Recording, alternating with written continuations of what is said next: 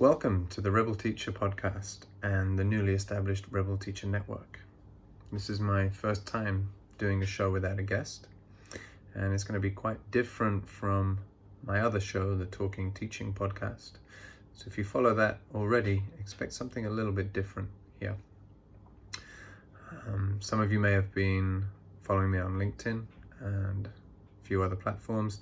You may have noticed that I've been talking about the Rebel Teacher podcast or the Rebel Teacher Network quite a lot lately, and so I'm very excited for this to be the first episode of the podcast and the first real outing for the network.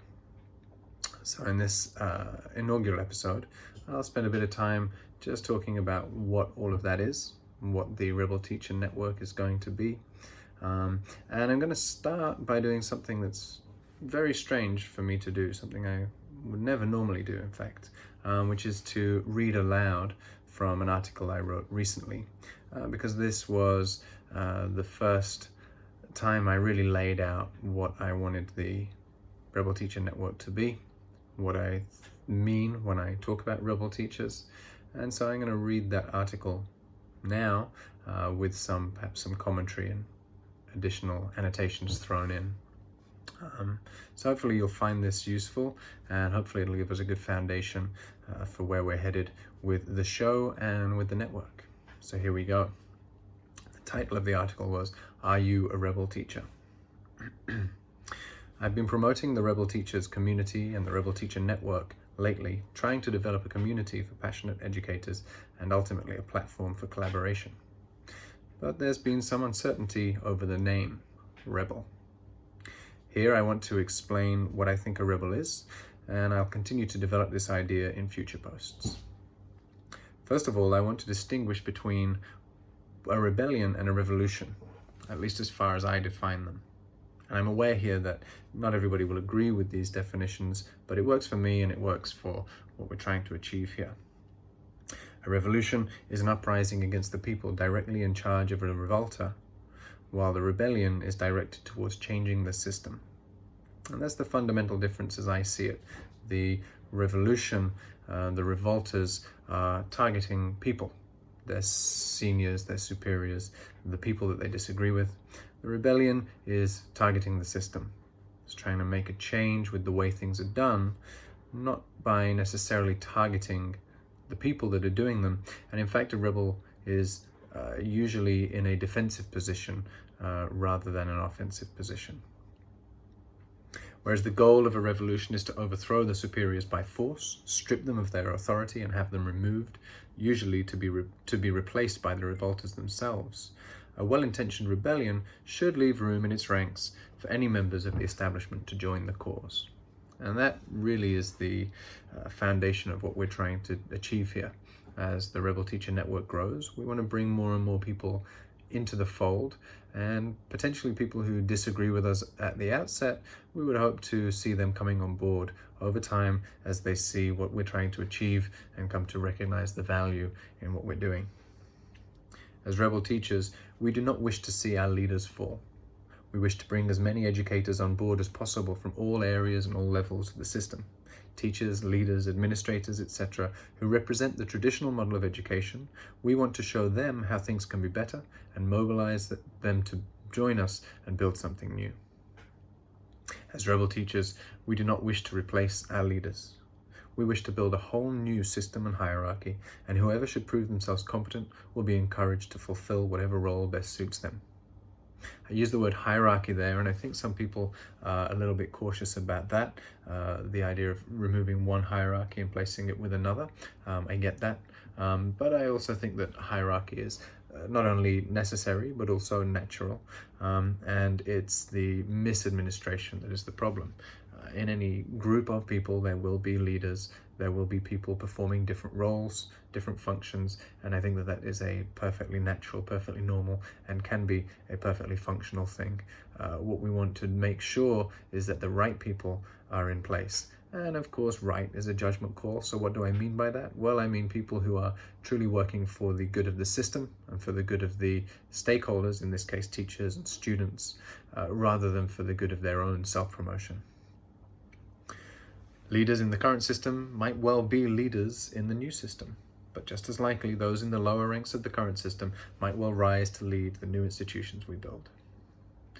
Whereas a revolution is built upon force, a rebel movement is built on acts of rebellion. As rebel teachers, we take the bold and brave acts every day, doing what we know is right and refusing to do what we know is wrong. We strive every day to be the best educators we can be and to offer the education we believe our students deserve, whether we do that in the classroom as teachers or through our duties as leaders, trainers, administrators, instructional designers, or any other role. As rebel teachers, we do what's right and what's best for our students, regardless of the prevailing standards and traditions or the systemic and institutional rules. We recognize that the system as it stands today does not always have the students' best interests in mind, or is it necessarily designed to or implemented with the best understanding of effective teaching and learning. I want to pause for the previous paragraph there as well, where I talked about leaders, trainers, administrators, instructional designers, or any other role, and just really underline the idea that although I talk about rebel teachers, we're really talking about anybody in and around the teaching profession, educators, administrators, anybody who is invested in the system and with an intention of educating students and essentially helping society progress through education and learning. As rebel teachers, we work to improve ourselves at every opportunity and thus improve the system we are a part of. We hope that by doing everything we can to support our students, our colleagues and peers will see our examples and follow suit. Again, this is supposed to be a persuasive movement, not a coercive movement.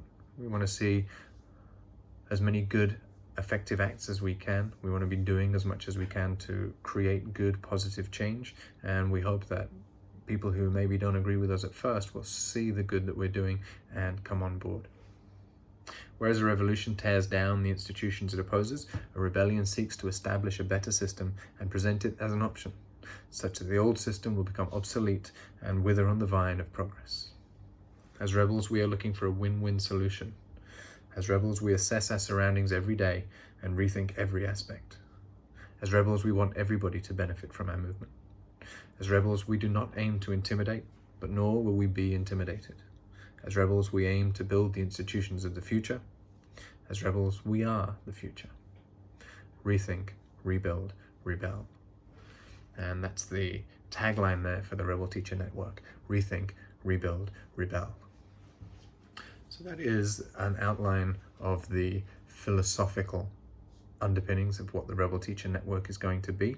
I wrote that just around about a week ago. And it is, I admit, a little bit abstract. It's a little bit passionate, and it might not give you a perfect idea of what it is we're trying to do here. So what all of that means is that really I and this network and the people that join it, we're a community of people who care about education, and we want to see it done right. We want to see students receiving the education that they deserve, and we want to see teachers receiving the support that they need to deliver and implement that education.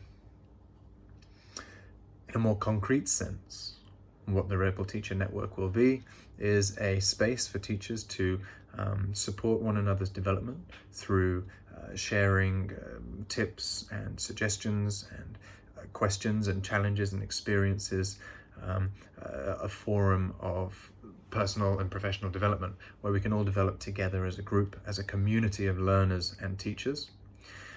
And on top of that, I want it to be a community of creators, creator teachers perhaps.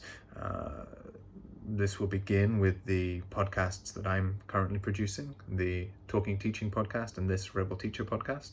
I'm also in talks at the moment with some other hosts of existing podcasts. We'll hopefully be bringing those under the Rebel Teacher Network. And I would love to also encourage new podcasts from other teachers, other educators who want to contribute to the creative community that we're building here.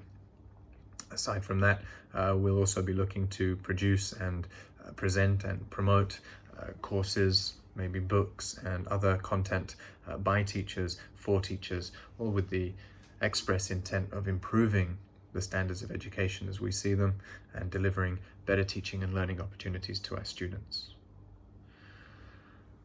So I'm going to keep this one short. That's an introduction to the Rebel Teacher Network, and this is the first episode of the Rebel Teacher podcast.